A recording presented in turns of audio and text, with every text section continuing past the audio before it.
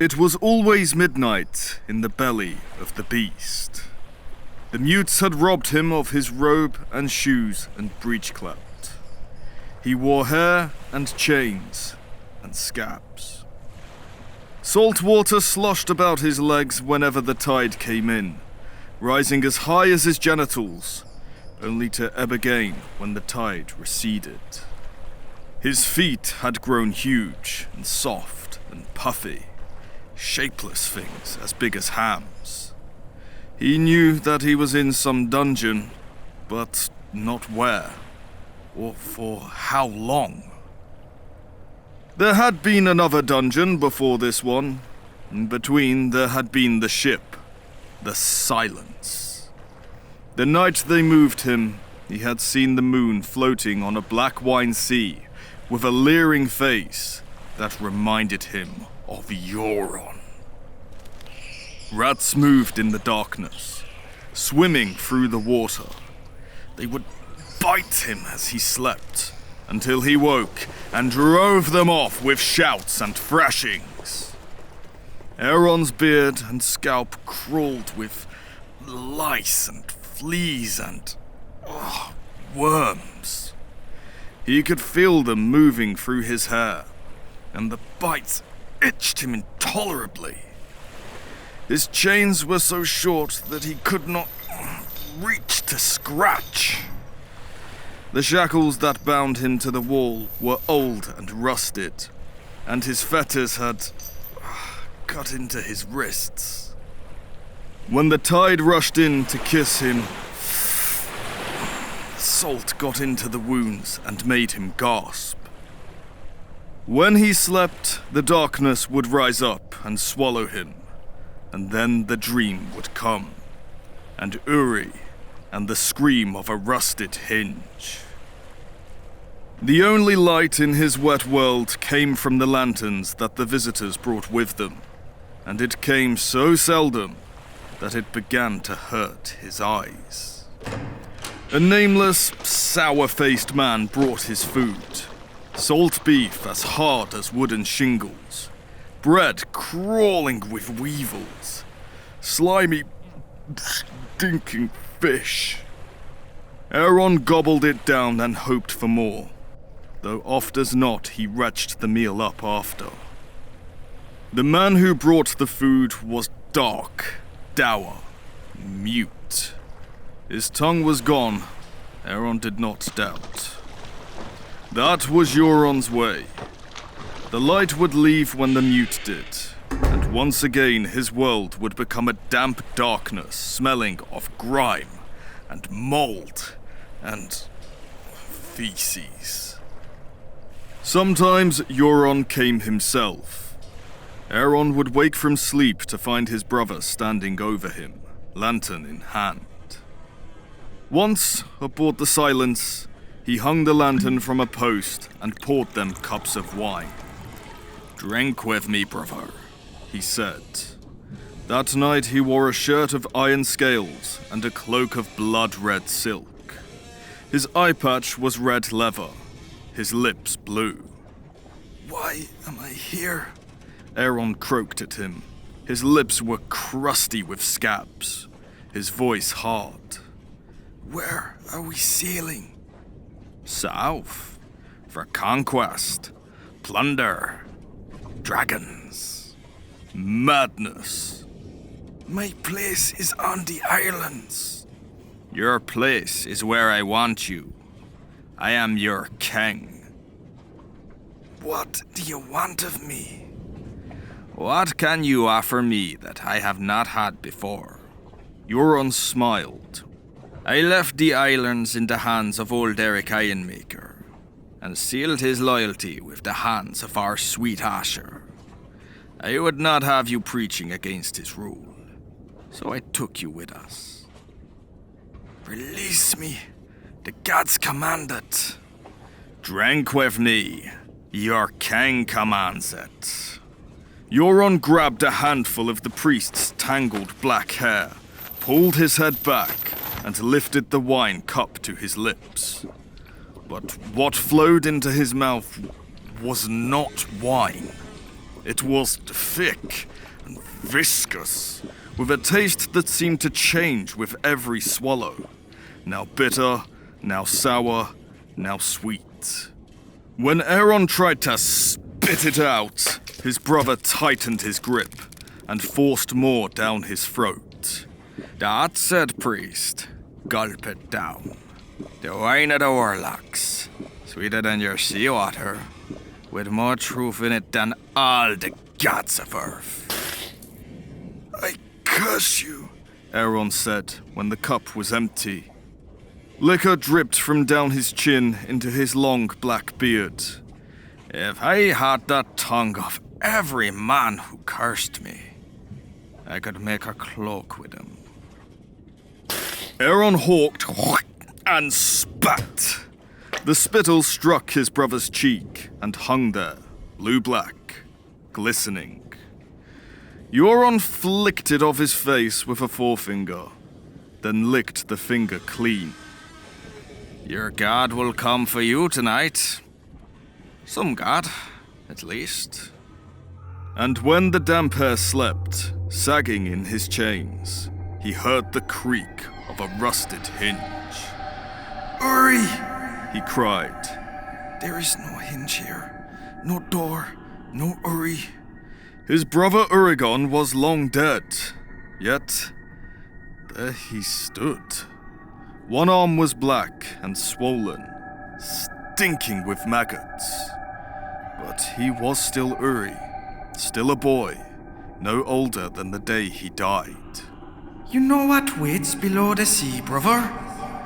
The drowned god, Aeron said. The watery halls. Uri shook his head. Worms! Worms await you, Abraham. When he laughed, his face laughed off, and the priest saw that it was not Uri, but Euron, the smiling eye hidden. He showed the world his blood eye now, dark and terrible. Clad head to heel in scale as dark as onyx, he sat upon a mound of blackened skulls, as dwarfs capered round his feet, and a forest burned beneath him.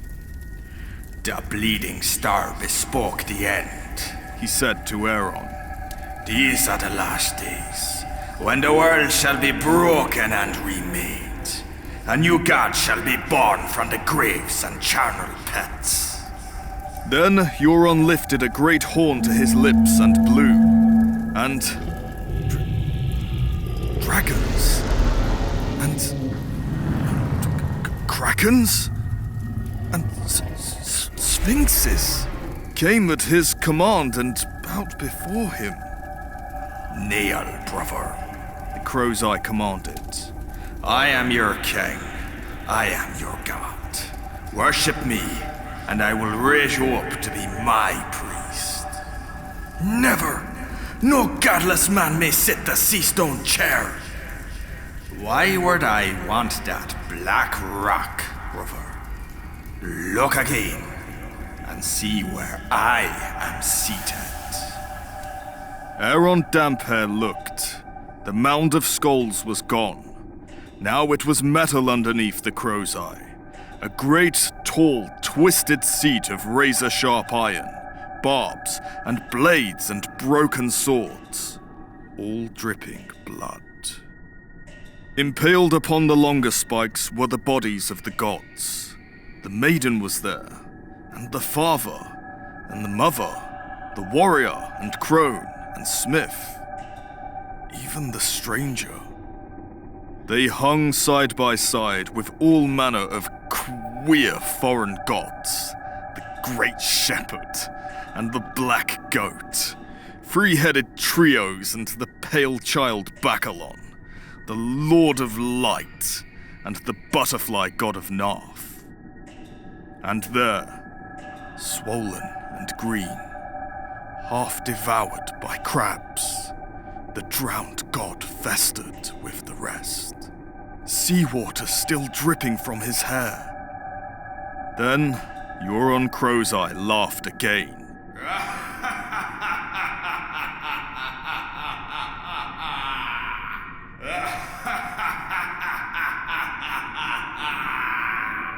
and the priest woke screaming in the bowels of silence as piss ran down his leg. 'Twas only a dream, a vision born of foul black wine.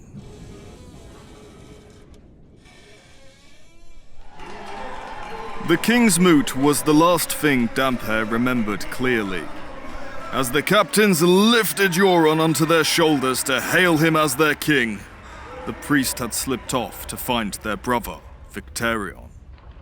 Euron's blasphemies will bring down the drowned god's wrath upon us all, he'd warned. But Victarion insisted stubbornly that the god had raised their brother up, and that God must cast him down. He will not act, the priest had realized then. It must be me. The king's moot had chosen Euron Greyjoy, but the king's moot was made of men, and men were weak and foolish things, too easily swayed by gold and lies. I summoned them there, to Naga's bones in the Grey King's Hall. I called them all together to choose a righteous king, but in their drunken folly, they have sinned. It was for him to undo what they had done. The captains and the kings raised Euron up, but the common folk shall tear him down, he promised Victarion. I shall go to Greatwick, to Harlow, to Oakmont, to Pike itself. Every town and village shall my words be heard. No godless man may sit the sea stone chair. At departing from his brother, he'd sought solace in the sea. A few of his drowned men made to follow him, but Aeron sent them off with a few harsh words. He wanted no company but God. Down where the longships had been beached along the stony strand, he found a black salt wave surging and foaming white where they broke upon a snarled rock, half buried in the sand. The water had been icy cold as he'd waded in, yet Aeron did not flinch from his god's caress. Waves smashed against his chest, one after another, staggering him, but he pushed on, deeper and deeper, until the waters were breaking over his head. The taste of salt upon his lips was sweeter than any wine. Mingled with the distant roar of song and celebration coming up from the beach, he'd heard the faint creak of longships settling on the strand. He heard the keening of the wind, and now winds. He heard the pounding of waves, the hammer of his god calling him to battle.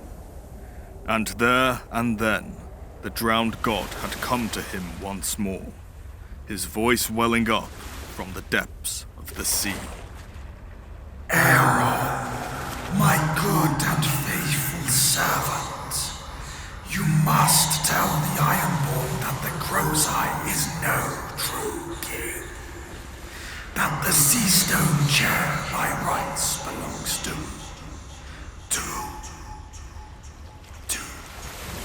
not Victarion. Victarion had offered himself to the captains and kings, but they had spurned him. Not Asher. In his heart, Aeron had always loved Asher best of all his brother Balon's children. The drowned god had blessed her with a warrior's spirit and the wisdom of a king. But he had cursed her with a woman's body too. No woman had ever ruled the Iron Islands. She should have never made a claim. She should have spoken for Victarion, added her own strength to his. It was not too late, Aeron had decided, as he shivered in the sea. If Victarion took Asher for his wife, they could yet rule together, king and queen. In ancient days, each isle had its Salt King and its Rock King. Let the old way return. Aeron Damphair had struggled back to shore, full of fierce resolve. He would bring down Euron, not with sword or axe, but with the power of his faith. Padding lightly across the stones, his hair plastered black and dank across his brow and cheeks. He stopped for a moment to push it back out of his eyes. And that was where they took him. The mutes who had been watching him, waiting for him, stalking him through strand and spray. A hand clipped across his nose, and something hard cracked against the back of his skull. The next time he had opened his eyes, the Damper found himself fettered in the darkness. Then came the fever, and the taste of blood in his mouth as he twisted in the chains, deep in the bowels of silence. A weaker man might have wept, but Aeron Damper prayed, waking, sleeping, even in his fever dreams, he prayed. My God is testing me. I must be strong. I must be true. I must be strong. I must be true. I must be strong. I must be true. Once, in the dungeon before this one, a woman brought his food in place of Euron's mute. A young thing, buxom and pretty. She dressed in the finery of a Greenland lady. In the lantern light, she was the loveliest thing Aeron had ever seen. Woman, he said, I am a man of God. I command ye, set me free. I couldn't do that, she said. I have food for you, porridge and honey. She sat beside him on a stool and spooned it into his mouth for him. What is this place? He asked between spoonfuls. My Lord Father's castle on Oakenshield. The Shield Islands. 1,000 leagues from home. And who are you, child? Thalia Flowers, Lord Hewitt's natural daughter. I'm to be King Euron's salt wife. You and I will be kin then. Aeron Damper raised his eyes to meet hers. His scabbed lips were crusted with wet porridge. Woman! His chains clinked when he moved. Run! He will hurt you! He will kill you! She laughed. Silly, he won't. I'm his love, his lady. He gives me gifts, so many gifts. Silks and furs and jewels. Rags and rocks, he calls them. The crow's eye puts no value in such things. That was one of the things that drew men to his service.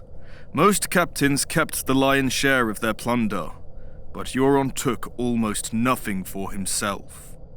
He gives me any gown I want, the girl was prattling happily. My sisters used to make me wait on them at table, but Euron made them serve the whole hall naked. Why should he do that, except for the love of me? She put her hand on her belly and smoothed down the fabric of her gown. I'm going to give him sons. So many sons. He has sons. Baseborn boys and mongrels, Euron says. My sons will come before them. He has sworn by your drowned god. Aeron would have wept for her. Tears of blood, he thought. You must bear a message to my brother. Not Euron, but Victarion, Lord Captain of the Iron Fleet. Do you know the man I mean? Thalia sat back from him. Yes, she said. But I couldn't bring him any messages. He's gone. Gone! That was the cruelest blow of them all. Gone where? East, she said. With all his ships. He's to bring the Dragon Queen to Westeros. I'm to be Euron's salt wife, but he must have a rock wife too. A queen to rule all Westeros at his side. They say she's the most beautiful woman in the world, and she has dragons. The two of us will be as close as sisters. Aeron Damper hardly heard her. Victarion is gone. Half a world away or dead. Surely the drowned god was testing him. This was a lesson for him. Put not your trust in men. Only my faith can save me now. That night, when the tide came rushing back into the prison cell, he prayed that it might rise all night, enough to end his torment. I have been your true and loyal servant, he prayed, twisting in his chains. Now snatch me from my brother's hand and take me down beneath the waves to be seated at your side. But no deliverance came, only the mutes, to undo his chains and drag him roughly up a long stone stair to where the silence floated on a cold, black sea. And a few days later, as her hull shuddered in the grip of some storm, the crow's eye came below again, lantern in hand. This time, his other hand held a dagger. Still praying, priest? Your God has forsaken you. You're wrong. It was me who taught you how to pray, little brother. Have you forgotten? I would visit your bedchamber at night when I had too much to drink. You shared a room with Oregon high up in the sea tower. I could hear you praying from outside the door. I always wondered, were you praying that I would choose you, or that I would pass you by? Euron pressed the knife to Aeron's throat. Pray to me. Beg me to end your torment, and I will. Not even you would dare, said the Damper. I am your brother. No man is more accursed than a kinslayer. And yet I wear a crown, and you rot in chains. How is it that your drowned god allows that, when I have killed 3 brothers? Aeron could only gape at him. 3? Well, if you count half-brothers. Do you remember little Robin? Wretched creature. Do you remember that big head of his? How soft it was. All he could do was mewl and shout. He was my second. Harlan was my first. All I had to do was pinch his nose shut. The grayscale had turned his mouth to stone so he could not cry out, you see. But his eyes, they grew frantic as he died. They begged me. When the life went out of them, I went and I pissed into the sea, waiting for the god to strike me down. None dead. Oh, and Balaam was the third. But you knew that. I could not do the deed myself, but it was my hand that pushed him off the bridge. The crow's eye pressed the dagger in a little deeper, and Aeron felt blood trickling down his neck. If your drowned god did not smite me for killing 3 brothers, why should he bestir himself for the 4th? Because you are his priest? He stepped back and sheathed his dagger. No, I'll not kill you tonight. A holy man with holy blood. I may have needed that blood later. For now, you are condemned to live. A holy man with holy blood? Aeron thought when his brother had climbed back onto the deck. He mocks me, and he mocks the god. Kinslayer, blasphemer, demon in human skin. That night, he prayed for his brother's death. It was in the second dungeon that the other holy men began to appear to share his torments. 3 wore the robes of septums of the Greenlands, and 1 the red raiment of a priest of R'hllor. The last was hardly recognizable as a man. Both his hands had been burned down to the bone, and his face was a charred and blackened horror, where 2 blind eyes moved sightlessly above the cracked cheeks dripping pus. He was dead within hours of being shackled to the wall, but the mutes left his body there to ripen for 3 days afterwards. Last were 2 warlocks of the east, with flesh as white as mushrooms, and lips the purplish blue of a bad bruise, all so gaunt and starved that only skin and bones remained. 1 had lost his legs. The mutes hung him from a rafter. Pray! he cried as he swung back and forth. Pray! Pray! Perhaps that was the name of the demon that he worships. The drowned god protects me, The priest told himself.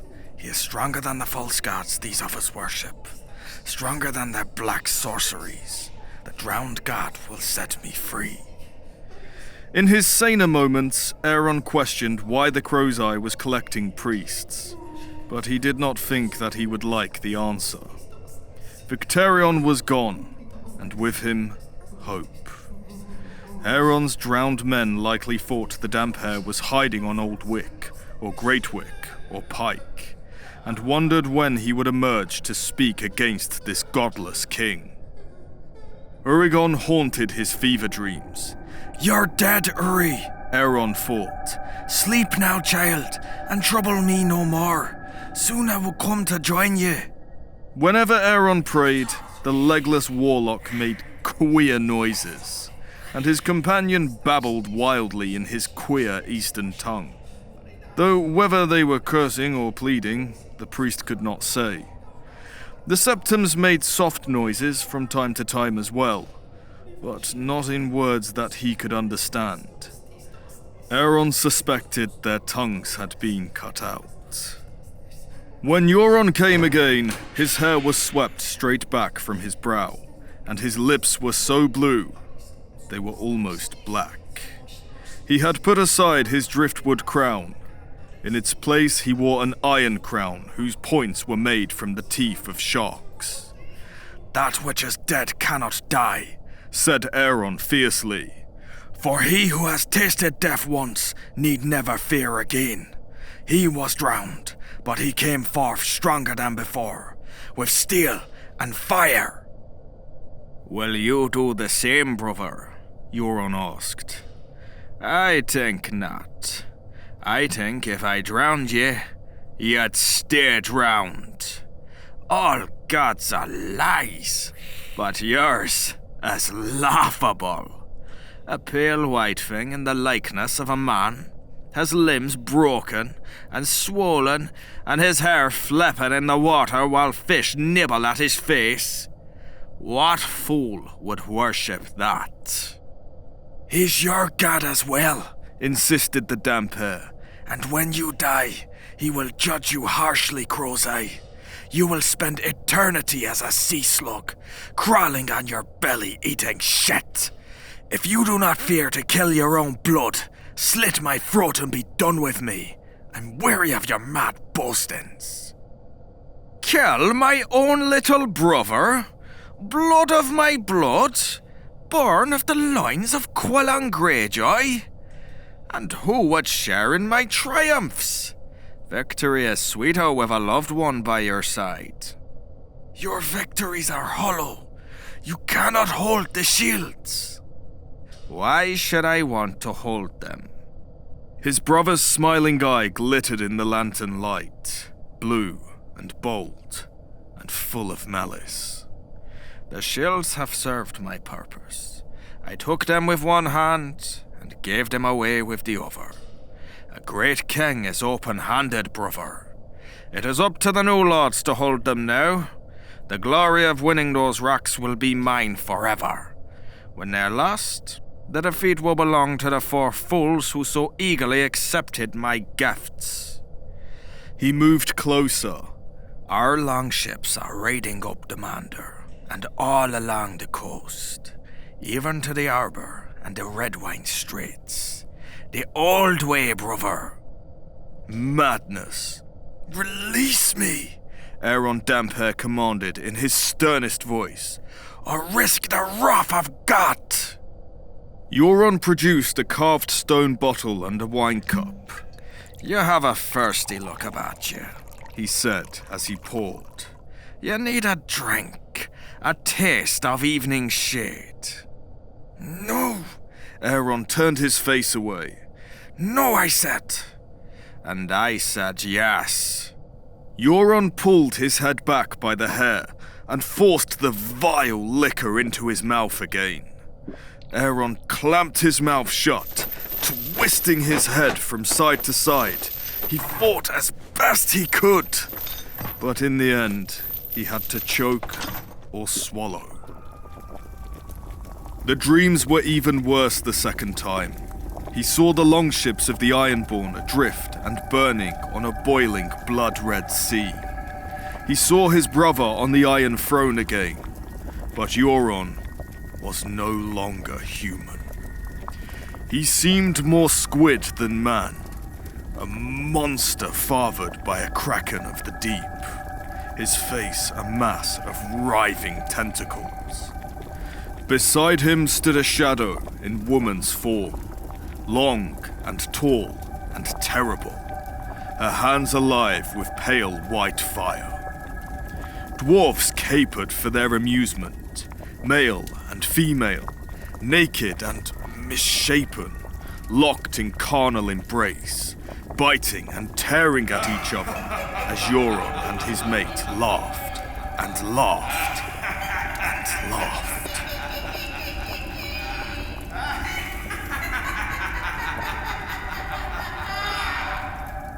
Aeron dreamed of drowning too. Not of the bliss that would surely follow down in the drowned god's watery halls, but of the terror that even the faithful feel as the water fills their mouth and nose and lungs and they cannot draw a breath. 3 times the damp hair woke, and 3 times it proved no true waking, but only another chapter in a dream.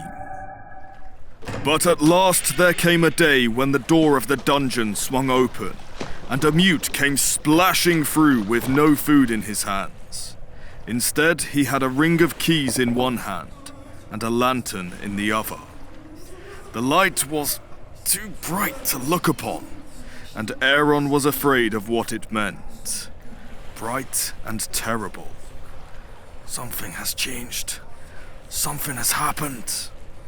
"Bring 'em," said a half-familiar voice from the hapless gloom. "Be quick about it. You know how he gets." "Oh, I do. I have known since I was a boy." One septum made a frightened noise as the mute undid his chains. A half-choked sound that might have been some attempt at speech. The legless warlock stared down at the black water, his lips moving silently in prayer. When the mute came for Aeron, he tried to struggle, but the strength had gone from his limbs, and one blow was all it took to quiet him. His wrist was unshackled, then the other.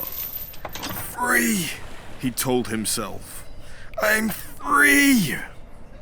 But when he tried to take a step, his weakened legs folded under him. Not one of the prisoners was fit enough to walk. In the end, the mutes had to summon more of their kind. 2 of them grasped Aeron by the arms and dragged him up a spiral stair. His feet banged off the steps as they ascended, sending stabbing pains up his leg. He bit his lips to keep from crying out. The priest could hear the warlocks just behind him. The septums brought up the rear, sobbing and gasping. With every turn of the stair, the steps grew brighter, until finally a window appeared in the left-hand wall. It was only a slit in the stone, a bare hand's breadth across, but that was wide enough to admit a shaft of sunlight. "So golden," the damp hair thought. "So beautiful." When they pulled him up the steps through the light, he felt its warmth upon his face, and tears rolled down his cheeks. "The sea! I can smell the sea! The drowned god has not abandoned me. The sea will make me whole again. That which is dead can never die, but rises harder and stronger. Take me to the water," he commanded, as if he was still back on the Iron Islands, surrounded by his drowned men. But the mutes were his brother's creatures, and they paid him no heed. They dragged him up more steps, down a torchlit galley, and into a bleak stone hall. where a dozen bodies were hanging from the rafters, turning and swaying. A dozen of Euron's captains were gathered in the hall, drinking wine beneath the corpses.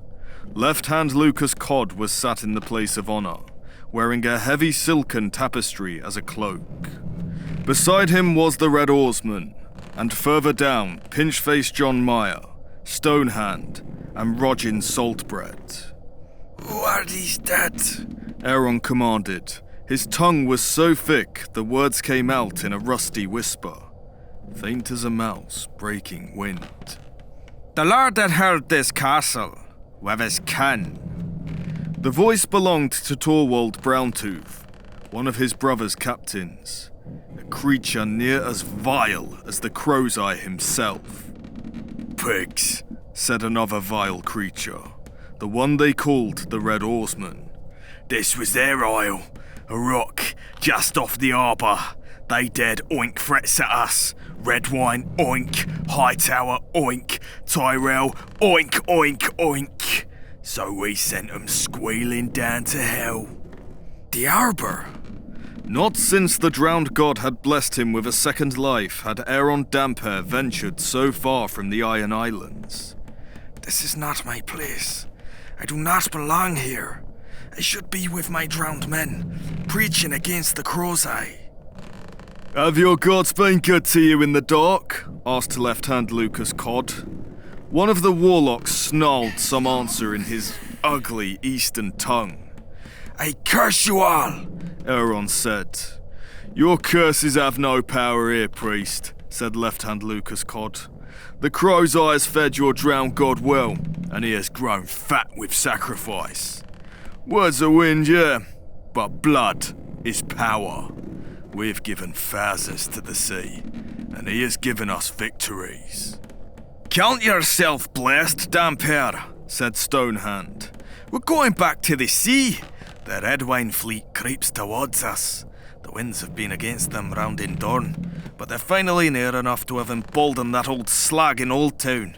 So now late tonight our sons move down the Whispering Sound in hopes of catching us in the rear." "You know what it's like to be caught in the rear, don't you?" said the Red Oarsman, laughing. "Take them to the ships," Torwald Browntooth commanded. And so, Aeron Damphair returned to the Salt Sea. A dozen longships were drawn up at the wharf below the castle, and twice as many beached along the strand. Familiar banners streamed from their masts: the Greyjoy Kraken, the Bloody Moon of Winch, the Warhorn of the Good Brothers. But from several of their sterns flew a flag the priest had never seen before.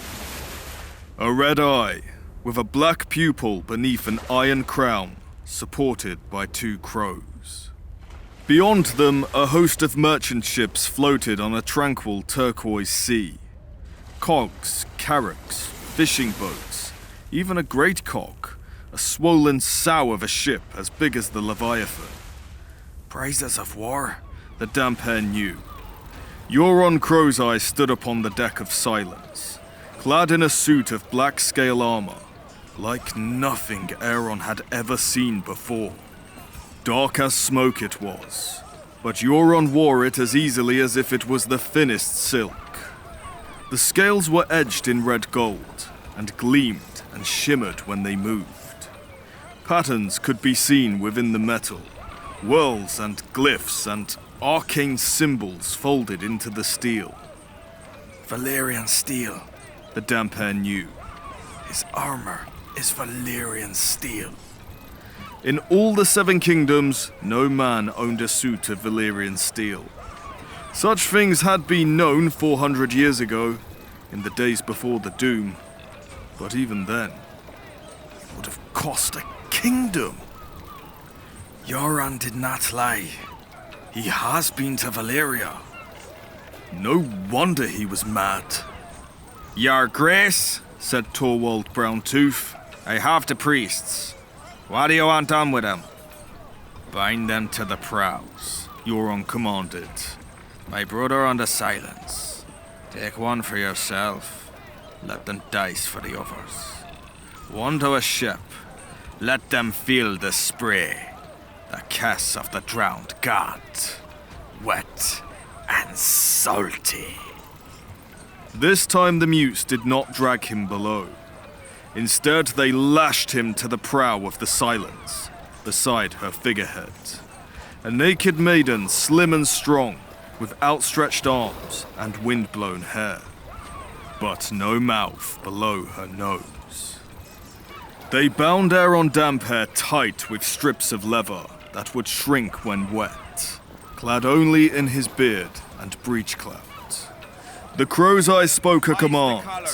A black sail was raised, lines were cast off, and the Silence backed away from the shore to the slow beat of the oarmaster's drum, her oars rising and dipping and rising again, churning the water. Above them the castle was burning, flames licking the open windows. When they were well out to sea, Euron returned to him. "Brother," he said, "you look forlorn. I have a gift for you." He beckoned, and two of his bastard sons dragged the woman forward and bound her to the prow on the other side of the figurehead. Naked as the mouthless maiden, her smooth belly just beginning to swell with the child she was carrying. Her cheeks red with tears, she did not struggle as the boys tightened her bonds. Her hair hung down in front of her face, but Aeron knew her all the same. "Valia flowers!" He called. "Have courage, girl! All this will be over soon, and we will feast together in the drowned god's watery halls." The girl raised her head, but made no answer.